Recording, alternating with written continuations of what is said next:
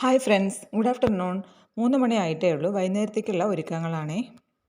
Chicken കറി ഉണ്ടാക്കിയെടുക്കുകയാണ്. അപ്പോൾ മോള് വരുമ്പോഴേക്കും ഉണ്ടാക്കിക്കഴിഞ്ഞാൽ ദോശ ഉണ്ടാക്കി കൊടുക്കാമല്ലോ.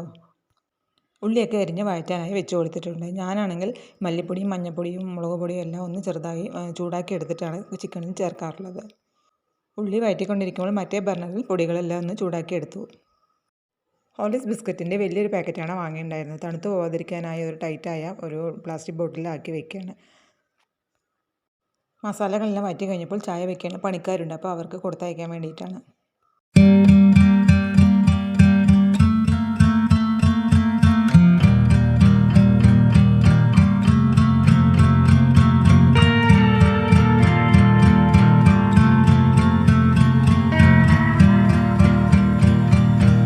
അങ്ങനെ ചിക്കൻ കറി എല്ലാം റെഡി ആയിട്ടുണ്ട്. 4:30 ആയപ്പോൾ മോൾ എത്തിയിട്ടുണ്ടായിരുന്നു. നമ്മൾ ദോശയാണ് ഉണ്ടാക്കിയത്. അപ്പോൾ ഇത്രയേ ഉള്ളൂ. വീഡിയോ ഇഷ്ടമായാൽ